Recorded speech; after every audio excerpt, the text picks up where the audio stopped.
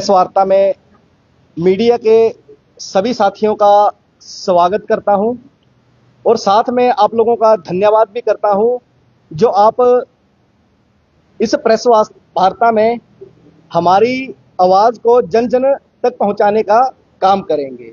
मैं स्वागत करना चाहूंगा हमारे ओबीसी संघर्ष समिति हिमाचल प्रदेश के महासचिव एडवोकेट रामलाल चौधरी जी, और मैं साथ में हमारे जो SC ST OBC का जो संयुक्त बैनर है उसके मैं सभी लोगों का यहाँ स्वागत करता हूँ।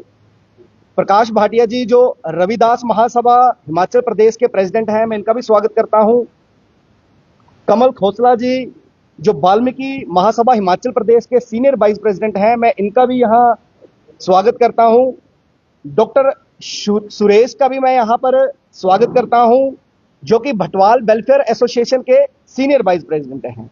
मैं कुलदीप जी का भी स्वागत करता हूं जो हिमालयन गद्दी यूनियन से संबंध रखते हैं। मैं एडवोकेट मनीष कौशल का यहां स्वागत करता हूं, ये सैन समाज से संबंध रखते हैं। मैं हरिराम अहीर जी का भी स्वागत करता हूं। हरिराम अहीर जी अहीर समाज गुरु रविदास सभा के सीनियर वाइस प्रेसिडेंट हैं। मैं अश्विनी मेमे जी का स्वागत करता हूं जो कि दलित अधिकार मंच के हिमाचल प्रदेश के प्रेसिडेंट हैं। मैं राजकुमार विद्यार्थी जी का स्वागत करता हूं जो कि राष्ट्रीय बौद्ध महासभा के उप संयोजक हैं। आज का इस प्रेस वार्ता को करने का मुख्य उद्देश्य यह है कि आने वाली 28 फरवरी को हम SC ST OBC के बैनर तले एक विशाल रैली का आयोजन करने जा रहे हैं। इस रैली का आयोजन इसलिए किया जा रहा है कि सब लोगों ने बड़े लंबे समय से ये सुनते आ रहे होंगे, पूरे देश के अंदर एक बवाल भी मचा है, कुछ लोग जिसका विरोध कर रहे हैं और अधिकांश पूरे भारत के अंदर बहुत से लोग इसका समर्थन कर रहे हैं।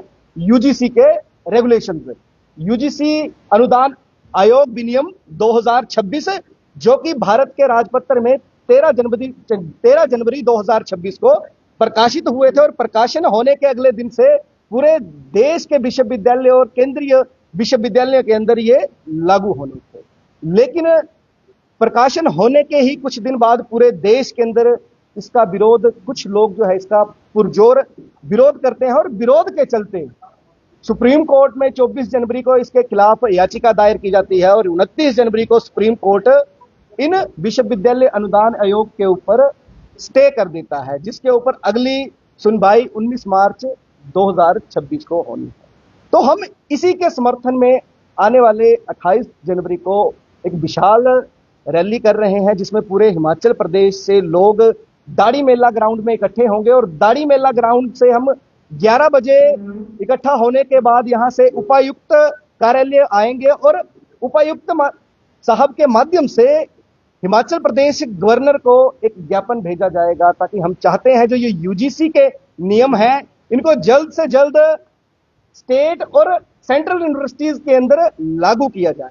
अब ये जो मैं थोड़ा सा ब्रीफ करना चाहूंगा, वैसे तो अधिकांश पूरे भारत को आज के समय में पता चल चुका है कि UGC के नियम हैं क्या, लेकिन मैं थोड़ा सा इसके ऊपर ब्रीफिंग करना चाहूंगा। जो ये UGC के नियम है, ऐसा नहीं है कि UGC के नियम पहले नहीं थे, UGC ने पहले रेगुलेशंस नहीं बनाई थी, लेकिन वो रेगुलेशन जो UGC रेगुलेशन 2012 थी वो अपने आप में सक्षम नहीं थी कि जातिगत भेदभाव को रोक पाती।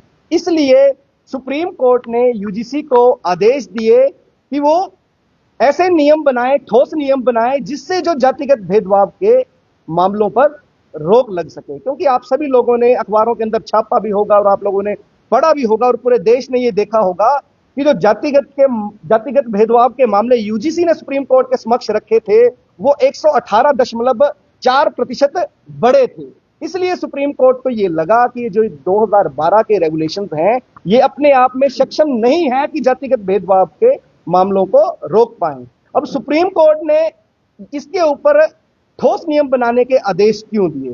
क्योंकि 2016 के अंदर हैदराबाद यूनिवर्सिटी के अंदर डॉक्टर रोहित वेमुला ने जातिगत भेदभाव के चलते सुसाइड कर लिया था। उसके बाद 2019 में डॉक्टर पायल तड़वी ने जातिगत भेदभाव के चलते सुसाइड कर लिया था और इन्हीं के परिवारों ने मिलकर सुप्रीम कोर्ट के अंदर जातिगत भेदभाव को रोकने के लिए एक याचिका दायर की। उनकी मांग थी कि इसके ऊपर ठोस नियम बनाए जाएं, रोहित वेमुला नियम बनाए जाएं, जिससे जो जातिगत भेदभाव के मामले जो हैं वो पूरे विश्वविद्यालय महाविद्यालयों के अंदर जो हो रहा है वो खत्म हो सके। और जब यूजीसी ने जब आंकड़े रखे तो अपने आप में, जो मैं आंकड़े बता चुका हूं, 118.4, वो अपने आप में हैरान करने वाले आंकड़े थे, जो सुप्रीम कोर्ट को लगा कि इसके ऊपर ठोस नियम बनने चाहिए, और सुप्रीम कोर्ट ने इसके ऊपर ठोस नियम बनाए। और उन्हीं यूजीसी के रिपोर्टों से यह निकल कर आया कि जो जातिगत भेदभाव है वो सिर्फ एससी एसटी के साथ नहीं है, जातिगत भेदभाव जो है वो ओबीसी वर्ग के साथ भी जातिगत भेदभाव किया जा रहा है। इसलिए यूजीसी ने एससी एसटी के साथ ओबीसी को भी इन नए विश्वविद्यालय अनुदान आयोग विनियमों के साथ जोड़ा।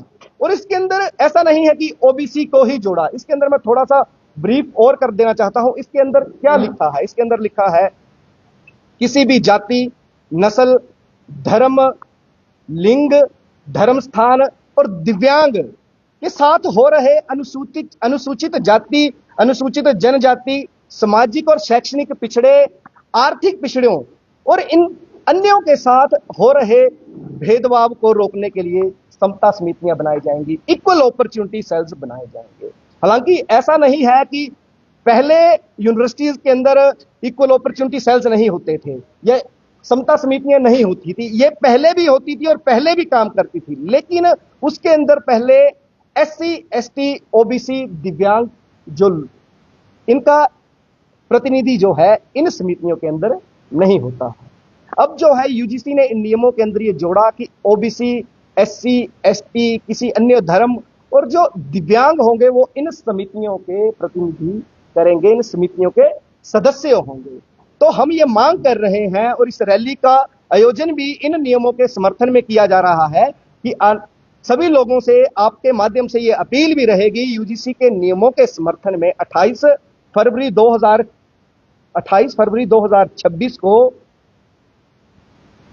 दाड़ी मेला ग्राउंड में भारी से भारी संख्या में पहुंचकर यूजीसी के नियमों का समर्थन करें। और हम आप लोगों के माध्यम से लोगों को बता देना चाहते हैं कि हम ये उम्मीद कर रहे हैं कि आने वाले समय में या 28 फरवरी को लाखों के तादाद में लोग इकट्ठे होंगे। तो मैं ज्यादा ना बोलता हुआ मैं अपनी बात को इसी के साथ खत्म करता हूं। और ये जो हमारा प्रदर्शन रहेगा ये बिल्कुल शांति प्रिय प्रदर्शन रहेगा। ऐसा नहीं है कि आप लोगों ने देखा नूरपुर और राजा के तालाब में कुछ लोगों ने यूजीसी नियमों के विरोध करते हुए हाथों में तलवारें उठा ली, गंडासे उठा लिए, दराट उठा लिए। इसके ऊपर प्रशासन ने एफआईआर दर्ज की है या नहीं की है ये प्रशासन को पता होगा, लेकिन इस प्रकार का प्रदर्शन हम नहीं करेंगे। हम बिल्कुल शांतिपूर्वक प्रदर्शन करेंगे और पूरे देश को ये मैसेज देंगे कि यूजीसी के नियमों के समर्थन में शांतिपूर्वक प्रदर्शन भी किया जा सकता है। क्योंकि प्रदर्शन करना, मैं ये नहीं कहता कि जो विरोध कर रहे हैं उनको विरोध नहीं करना चाहिए। प्रदर्शन करना, किसी चीज के खिलाफ या समर्थन में प्रदर्शन करना हमारा संवैधानिक अधिकार है, हमारा फंडामेंटल राइट है, लेकिन वो प्रदर्शन बिना हथियारों के होना चाहिए। इसलिए हम 28 फरवरी को शांतिपूर्वक तरीके से दाड़ी मेला ग्राउंड में इकट्ठे होकर उपायुक्त कार्यालय धर्मशाला की ओर आएंगे। बिल्कुल ये हमारा शांतिपूर्वक रहेगा।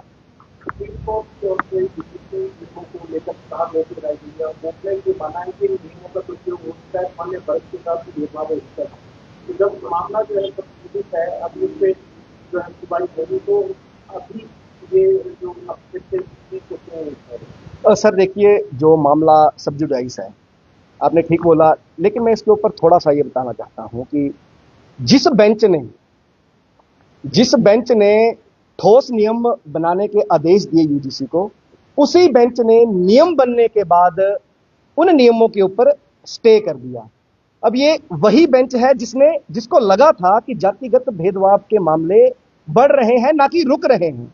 अब वही बेंच जो है अब ये स्टेटमेंट दे रहा है कि इन नियमों का दुरुपयोग हो सकता है सामान्य वर्ग के साथ। और अब सर ये समझ नहीं आ रहा है कि अब दुरुपयोग कैसे हो सकता है। नियम तो पहले भी थे, मैं पहले ही कहा, यूजीसी के जो रेगुलेशंस थे 2012 में थे, उसके अंदर सिर्फ अब 2026 में ओबीसी को उसके साथ जोड़ा गया है। नियम तो पहले भी थे, समता समितियां पहले भी थी, इक्वल अपॉर्चुनिटी सेल्स पहले भी थे।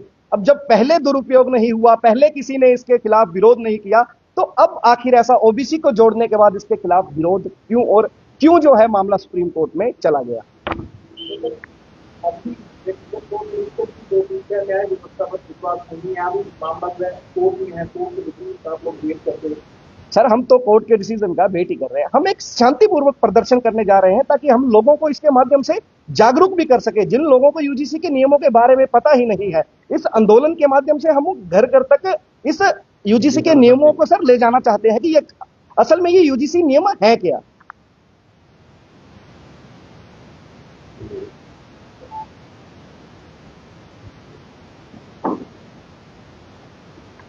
भाई